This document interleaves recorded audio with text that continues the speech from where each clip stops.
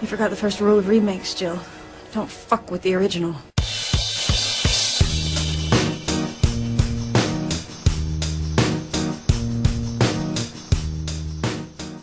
Hey everybody, the remake of About Last Night came out last Friday, and you know what that means? I'm going to give you terrible advice about your love life. So what else is new?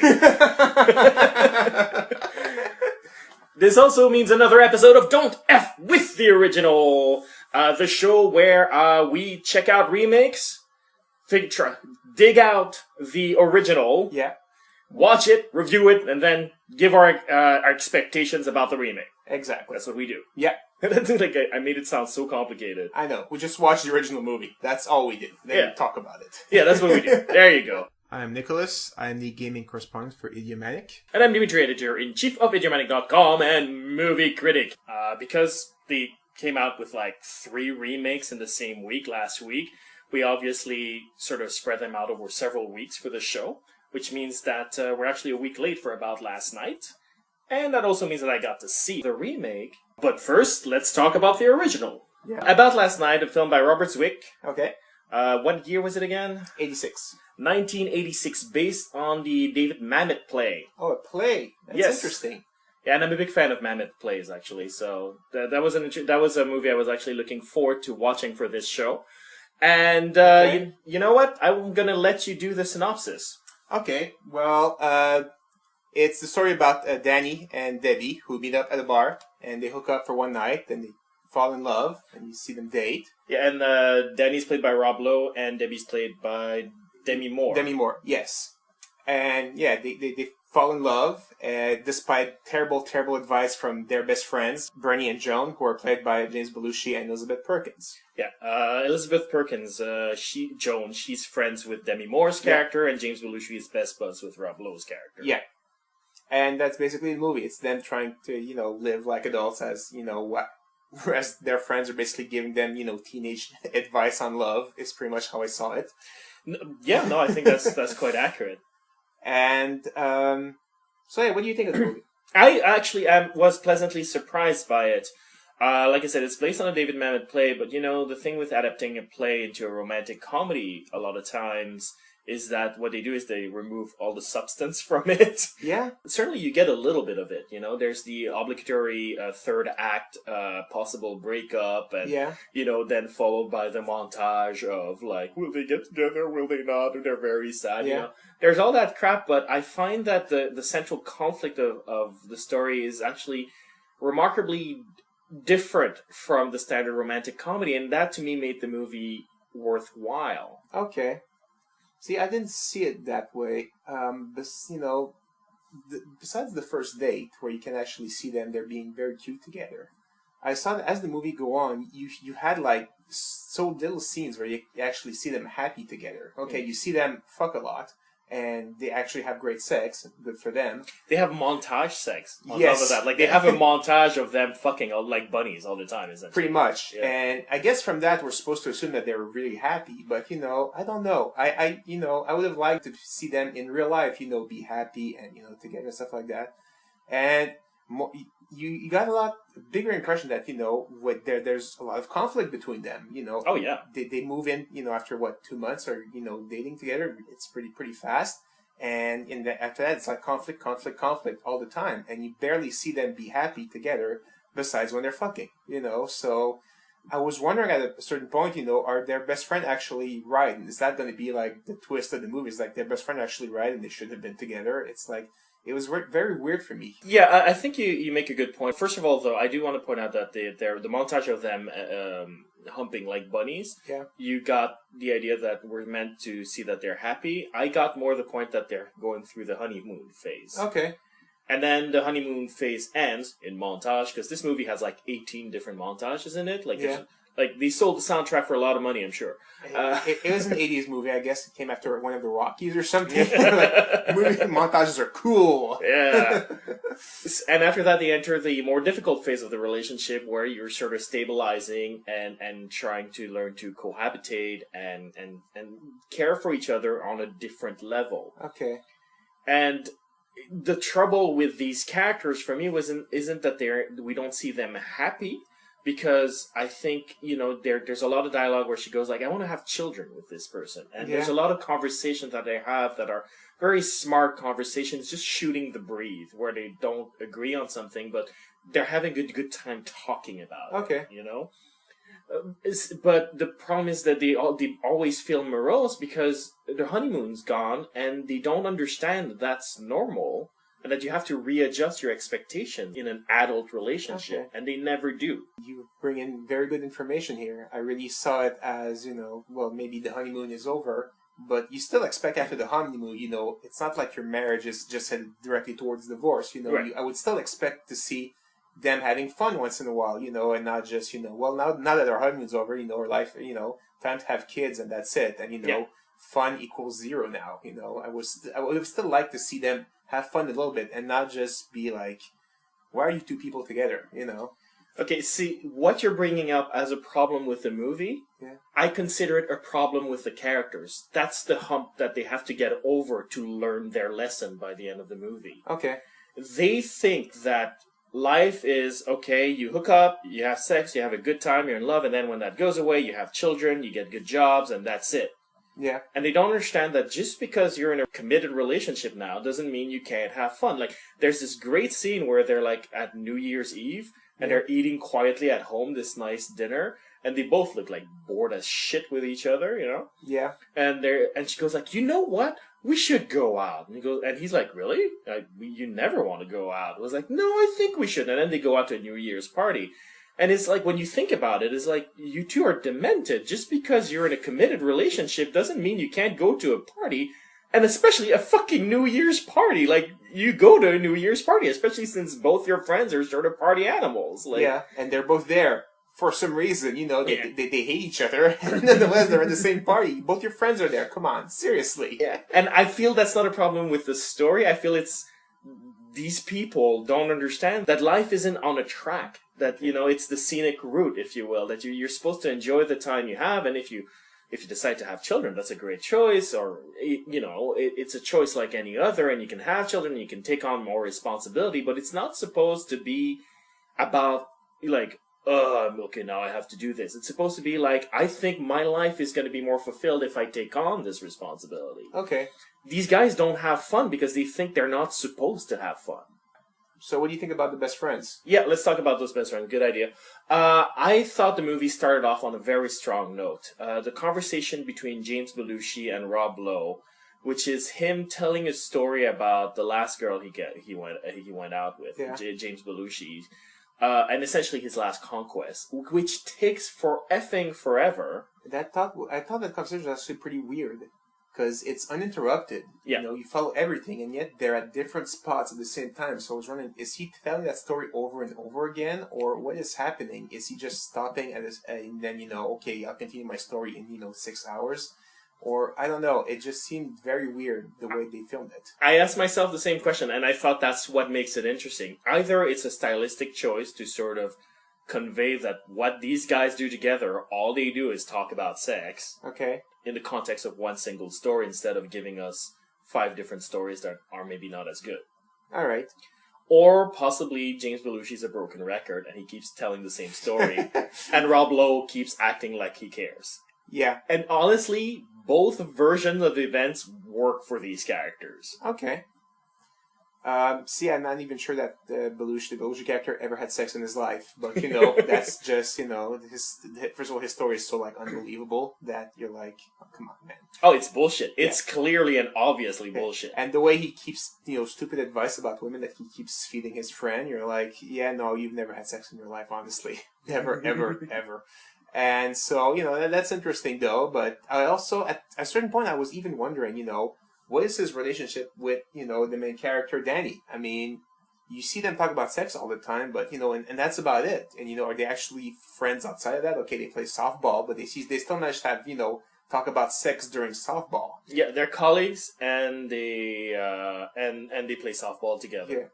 For the company team, I'm guessing, or I don't know. Actually, I didn't even assume that, but that's possible, yeah. So, I mean, is he just his wingman or something? That's why I wasn't sure that, are his feelings genuine for Danny, or is it just, oh, he's my wingman, and if, he goes out with his broad, I'm just, I'm flying solo now, and this sucks. I think it's because the movie's dated. I think in the 80s, male relationships were about confirming your masculinity to one another, and you didn't share feelings, if you will, blah, like that whole macho bullshit that we sort of, like in the 90s and certainly in the aughts, sort of have rid ourselves of, and that's no longer what a man does in terms of friendship. But back then, I think that's how friendships were. Okay, that makes sense. That makes sense at this point, yeah. Okay. And I think when you compare it to Joan and Debbie's relationship, you can see the difference between men and women. Neither James Belushi's character or Joan approve of the Rob Lowe Demi Moore relationship. Yeah. But they express it in different ways. John is crazy psycho about it, I swear. Joan? I almost feel like at one point she was going to grab a knife and stab Danny at a point. It was like, she was crazy. It was like, no. She was completely against this relationship. She's openly hostile. Yeah, exactly. Whereas James Belushi, clearly he doesn't approve of it, but he's passive-aggressive about it. Yes. It was kind of fun. It's hilarious. But I think it denotes how men and women behaved in terms of their friendships back then. Women can be openly hostile with the boyfriend, can express their disapproval openly. That's sort of how the female relationships were at the time and still are to this day. Whereas male relationships at the time, you didn't talk about your feelings with your guy friends, but you still needed to express them. So it all comes through passive aggressively. Yeah, that's true. So I think that's the idea. Like when they move in together, Debbie and Danny, Joan just makes it as difficult as humanly possible for them to achieve that. Yeah. Whereas James Belushi's character actually shows up to help them, except that he carries practically nothing. Like, he'll carry one lamp at a time and then, come this close from breaking it. Yeah, and then he just stops and starts watching, Dirty Mags in the middle of moving. You're like, yeah, that was kind of crazy. He's a very funny character. Because he's the younger brother of John Belushi, I feel that he never could live up to that level of comedy. You don't know, John Belushi was in SNL, and he was sort of the powerhouse of that cast in his generation. Yeah. And so James Belushi, I think, always lived in his shadow, but in this movie, I found him extremely funny and charming, and despite the fact that he is an overwhelming asshole. Yes, that he is. I watched this movie being very frustrated with Joan, and I don't know if it's because I'm a guy, and I understood what James Belushi's character was going through, what he was feeling, what he was doing, and why Rob Lowe puts up with him. Yeah. Or I could not, for the life of me, understand why Demi Moore puts up with Elizabeth Perkins. Yeah, I couldn't understand that. It's like, were you expecting to live with your best friend for your whole life until you're like 90? I mean, eventually you have to grow up. I mean, seriously, she's in a relationship now. You're going to have to accept that and maybe, go ahead and find one of your own, or,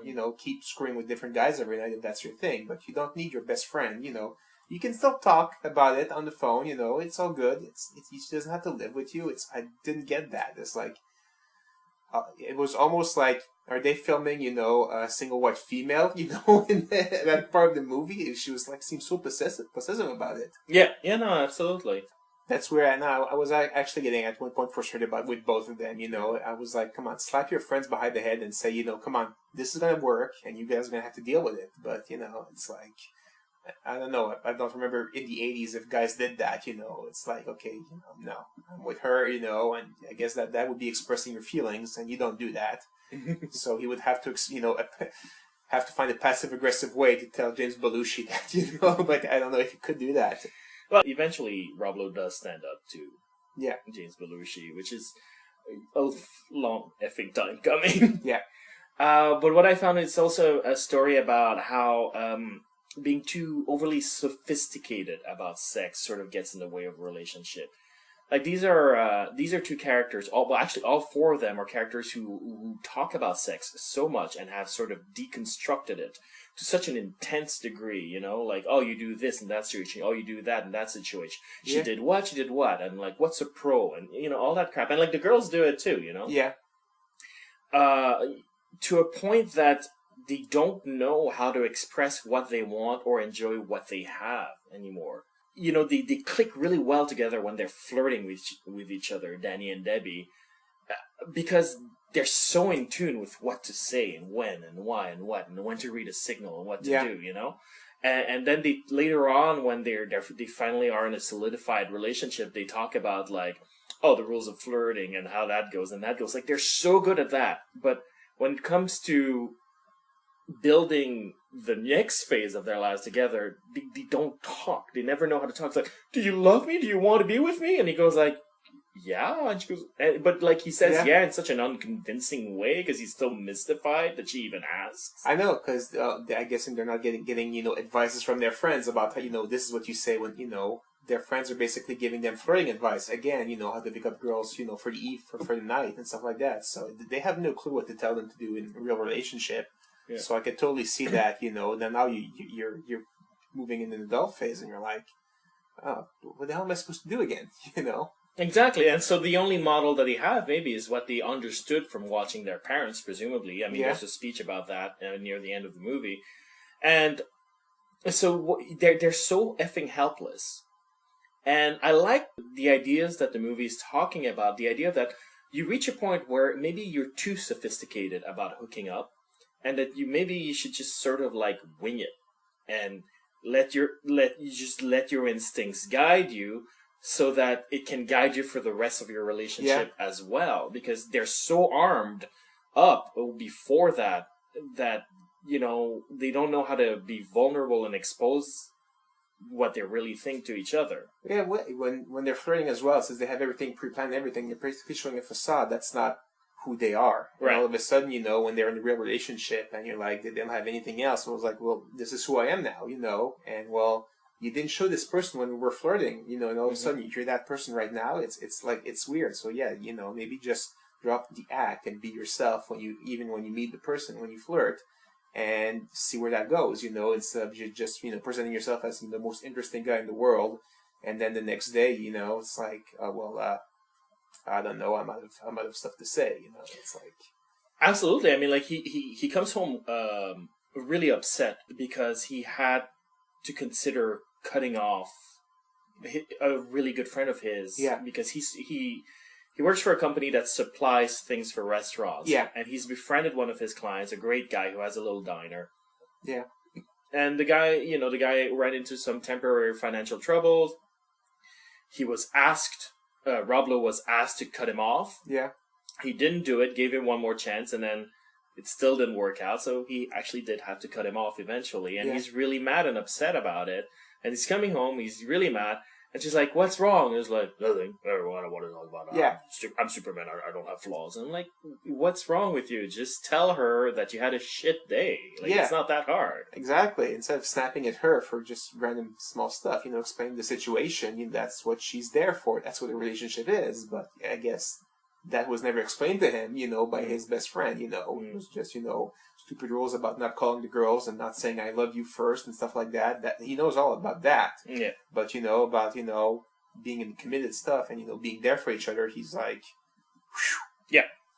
And that was me going with my hand above my head, because I guess you couldn't see that. If you write us, we will give you a screen cap of Nick putting his head over his head. Yes. Her reaction to it, is as well as like giving him life advice about like, you should do this and you should do that. This is the part of the movie I like less. It's like, oh, you should go into business for yourself. That way you won't have any boss. It's like, yes, you will. Your boss will be called your client. It's this sort of new version of the American dream, which is be your own boss. It's like you will always have a boss. That boss is either your investor, your shareholders, or your clients. Yeah. So I wasn't a fan of that part of the movie, but I was intrigued at the haphazard way she tries to help him. Goes like, hey, look, I made you a board like with the name of your diner on it. Isn't that great? And I'm like, he hasn't agreed to do this yet. Yeah. And it's a really, really scary step to take. Don't pressure him into that way. Yeah. And I guess also it's probably still a product of like the 80s where, no, I'm a man, I'm strong, even though, you have a job and you can probably provide for us while, I said the diner. It's like, no, I must be the breadwinner of, this couple because I'm a man, I'm strong. And he's like, that's what he knows. So he's like, no, I can't do that. That's impossible, But at the same time, she does read him right in the sense that that's probably the venture for this character that would make him happier. Yeah. And so like there is a loving relationship there. Like they do love each other. They do care for each other. They are there for each other. They just don't know how to acknowledge it. Yeah. So that's why for me the movie didn't feel as off to me. Like I could see that there's a genuine relationship there. They just don't understand. Like, no, that's what life is. Like Okay. it's not flowers and roses all the time. I know, but to me, life has flowers and roses once in a while, and I didn't see any of it. So that's why I was like, this is so weird, you know. But now that you explain that, you know, they're, you know, like when you think about it, you know, did you? As a person, you remember, have your parents have any fun in their lives? And you're like, no, my parents never had any fun ever, you know, because they're my parents, you know. So, you know, that's what you think as a kid. And, you know, growing up, it's like, have your parents had any fun? No, my parents never had any fun in their lives. So, yeah, I'm guessing that's what they think their life is supposed to be. Their parents, their, you know, quote unquote parents are going towards that. She wants to have kids. So, yeah, the fun must stop. Now, it's over. The point I really like, though, is, you know, the friends, though, who actually eventually, you know, they don't really grow up, but they realize that, okay, maybe our friends have grown up and, you know, they're ready for enough relationships. So, you know, we'll just be happy for them and let them go instead of, you know, acting like psychos. Yeah, and that was great. I also like the fact that they don't hook up. The two friends never hook up, which I was very happy about. Yeah, this movie had come out like in the 2000s. Yeah, they would have hooked up, and you know there would have been like two marriages at the same time at the end. There, that would have been like, oh my god, face palmy. Exactly, and neither of them matures, and you pointed that out, and that I like as well. Like they could have grown up as well, or even grown up before our main characters, and then given different type of advice.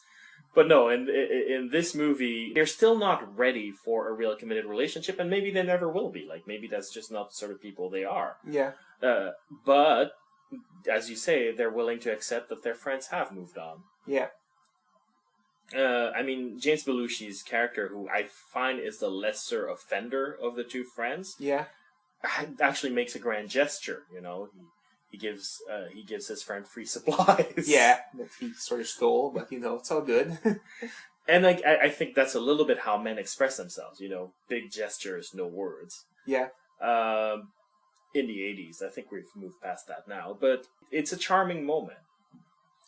Whereas the other one, you know, basically they more has to basically, you know, tell her you've been trying to sabotage me since the beginning, you know, so screw you, and basically. What the friend does is basically go talk to him. You're going to stop blaming me, you know, and that's basically all she does in terms of actions. But in terms of what she says, when Demi Moore finally calls her out on her bullshit, she confesses that yes, it's true. That's true. Yeah, and that's a big gesture as well. Somebody just admitting to me, yeah, I was a bitch, and I was like, well, okay, you know, that doesn't bring me anything, you know. Unless he says I'm never going to do it again, then okay. Then we're getting somewhere, but she didn't say that, you know? So it's like, yeah, I was a bitch. I think it's implied. But the thing is, I do think it might be that there is still differences between how men perceive friendship and how women perceive friendship. And it's probably, I suspect, the reason why, like you, I responded much more to James Belushi's version of Redemption than I did Elizabeth Perkins, where I was like, yeah.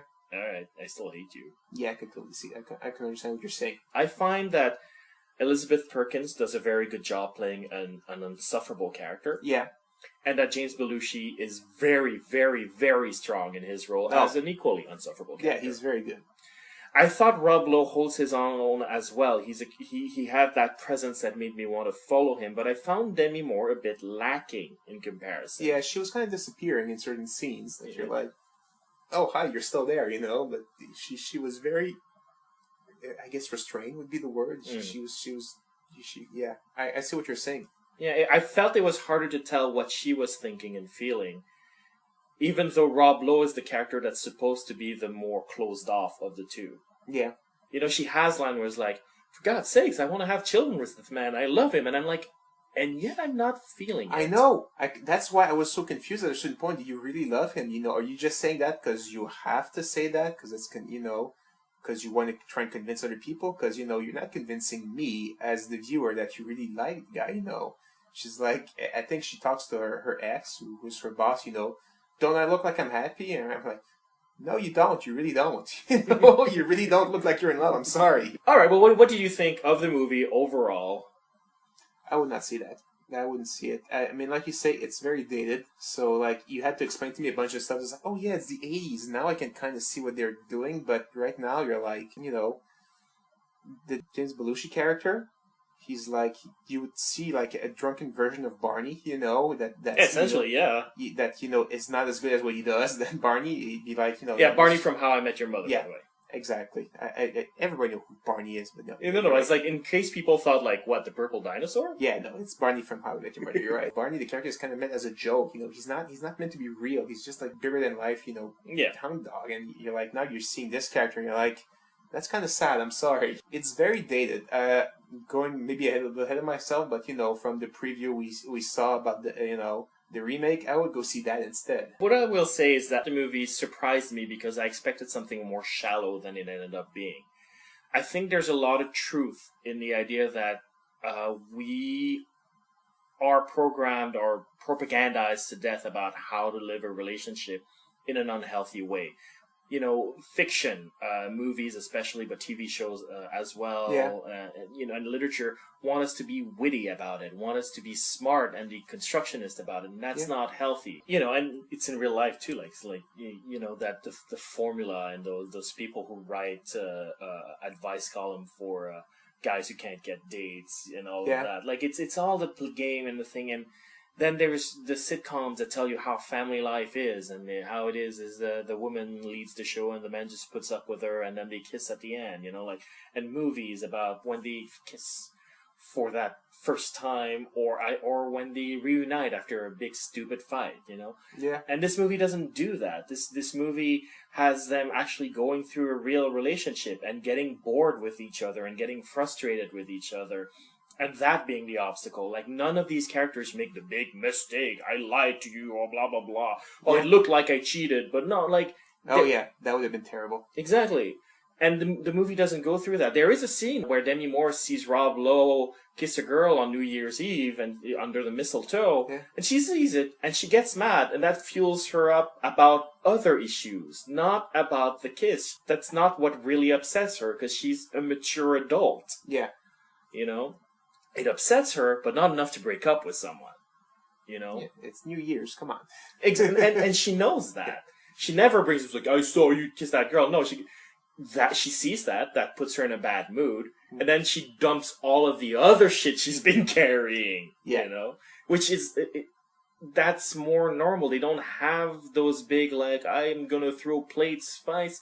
They just sort of grow apart. Plates are expensive. Why would you do that? Because that's what they do in Hollywood movies. I know. That's what they do in sitcoms. That's what we've been taught to think a relationship is, and this movie is all about how all of that is bullshit. Yeah. And so I'm gonna give this movie a recommendation. I was bored during parts of it. There's way too much montages. It's crazy, but I think its heart is in the right place and it's interesting. But like you, I'm looking at the remake, and I'm going, that's the better movie you should see. Why do you say that? I mean, I think it's been a little more modernized, to appeal to, this type of crowd, where, the guys, they talk a lot more between each other. It's not just, about, having sex, and, stuff like that. They're more honest and stuff like that. But what do you see different besides that? Well, I think there's a little bit more energy to the movie. Yes, that is true. And I think that's a little bit what's missing from the 80s movie. I think they tell a long story and they cut through the baggage with a lot of montages, and I think it's a device that's overused because montages, yes, they get you to point A to point B in a very fast fashion, but you do lose energy because while I'm watching a fucking music video, my mind has the opportunity to start to sort of wander. Yeah. Whereas the remake, instead they have this sort of clever bit with the subtitles that say, about this summer, about this winter. And they sort of link the stages of the relationship with the seasons of the year. So that was kind of clever. And you talk about it being modernized. Yeah. I like that they added a lot of jokes about the dating rituals with social media. Like, what do you do and what do you don't? That's great. That's totally the sort of material I want to see. Talking about Facebook, and the guy's like, Facebook, what the hell? That was like really funny. I really like that part. Yeah. And the actors all look really, really charming. I'm a big fan of Joy Bryant, Debbie. Yeah. Because she's gorgeous. Okay, of course. You get a stronger sense of who her character is from her performance, as opposed to Demi Moore, who sort of played her as a blank slate. And Michael Ealy, whom people may recognize from Almost Human, he plays a robot. Okay. Like, he's so good in that role. So he's a great casting for exactly the Danny character, where, you know, he's a guy who doesn't have to try very hard to be charming and really attractive to a woman. Even his friend being jealous, you know, you're too good looking, you know, you need an accident, that'll help you out. It's just, no, seriously, come on. How is that a detriment, being good looking? Come on. I know what he means, though. The idea that, like, when you're too good looking, you become inaccessible in people's minds. Yeah, I guess so, yeah, you're right. And it's a funny joke. Like, it's a funny joke. The best thing that could happen to you is an industrial accident. Yeah, it was pretty good. As a result of them being a stronger couple together, though, it makes the movie a little bit murkier as to what the hell went wrong with their relationship. It's a little bit harder to tell. And the ending as well doesn't really spell it out for you the way that the original does. No, that trailer looks like a lot of fun.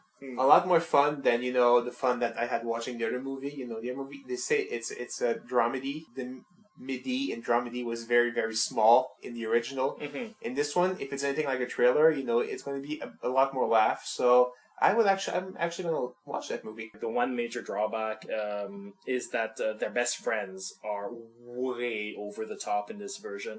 I much prefer James Belushi and Elizabeth Perkins. This is a little bit too cartoony and probably is the thing that drags the movie down a little bit. But again, if you're going to pick between watching the 80s version and the 2014's version, I actually say, no, watch the 2014 version. I think it's a stronger movie. If you're not sold on it, check out the trailer. Like, this is one of the most charming, funny things I've seen in a while, honestly. It is very charming. It's a good way of putting it. Yeah. All right, so next week, we will be reviewing Psycho because Bates Motel Season 2 is coming out. Cool. So, a little bit change of pace in terms of what we consider a remake, but, you know.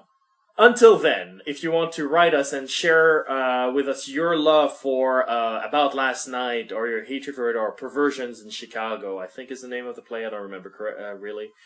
You can write us at mail@idiomatic.com or post a comment at idiomatic.com. We're also on Facebook. We're also on Twitter. We're also on iTunes. If you could like us on Facebook or just write us an iTunes review, that would be great. If you're looking for us on Twitter, it's at idiomatic, so that's pretty easy. Yeah.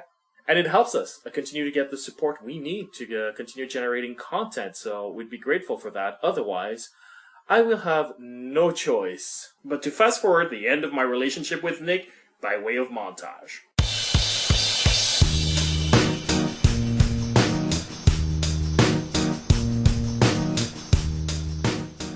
Happy together besides when they're fucking, you know. So I was wondering at a certain point, you know, are their best friend actually right? And is that going to be like the twist of the movie? Is like their best friend actually right and they should have been together? It's like, it was very weird for me. Yeah, I think you make a good point. First of all, though, I do want to point out that the montage of them humping like bunnies, you got the idea that we're meant to see that they're happy. I got more the point that they're going through the honeymoon phase. Okay. And then the honeymoon phase ends in montage, because this movie has like 18 different montages in it. Like, like they sold the soundtrack for a lot of money, I'm sure. It was an 80s movie, I guess. It came after one of the Rockies or something. Like, movie montages are cool. Yeah. And after that, they enter the more difficult phase of the relationship where you're sort of stabilizing and trying to learn to cohabitate and care for each other on a different level. Okay. And the trouble with these characters came out with like 3 remakes in the same week last week. We obviously sort of spread them out over several weeks for the show, which means that we're actually a week late for About Last Night. And that also means that I got to see the remake. But first, let's talk about the original. Yeah. About Last Night, a film by Robert Zwick. Okay. What year was it again? 86. 1986, based on the David Mamet play. Oh, a play. That's interesting. Yeah, and I'm a big fan of Mamet plays, actually. So that was a movie I was actually looking forward to watching for this show. And you know what? I'm going to let you do the synopsis. Okay. Well, it's the story about Danny and Debbie who meet up at a bar and they hook up for one night. Then they fall in love and you see them date. Yeah, and Danny's played by Rob Lowe and Debbie's played by Demi Moore. Demi Moore, yes. And yeah, they fall in love, despite terrible, terrible advice from their best friends, Bernie and Joan. You forgot the first rule of remakes, Jill. Don't fuck with the original.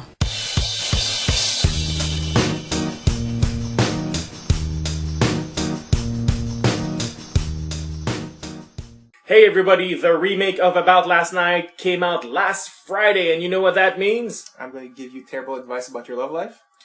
So what else is new?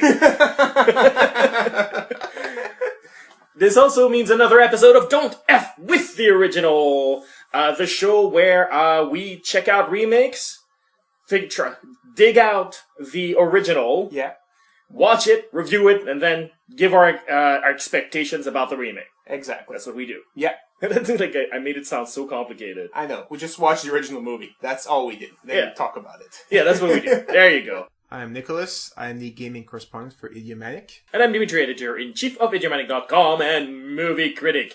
Because the... who are played by James Belushi and Elizabeth Perkins. Yeah, Elizabeth Perkins, Joan, she's friends with Demi Moore's character, and James Belushi is best buds with Rob Lowe's character. Yeah. And that's basically the movie. It's them trying to, live like adults as, whereas their friends are basically giving them, teenage advice on love is pretty much how I saw it. Yeah, no, I think that's quite accurate. And, so yeah, what do you think of the movie? I actually was pleasantly surprised by it.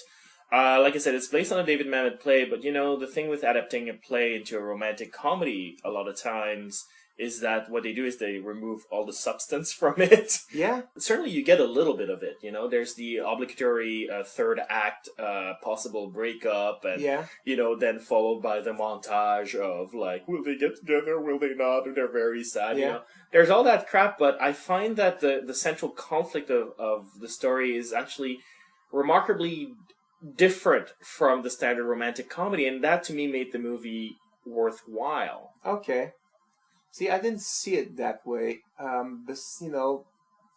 Besides the first date, where you can actually see them, they're being very cute together.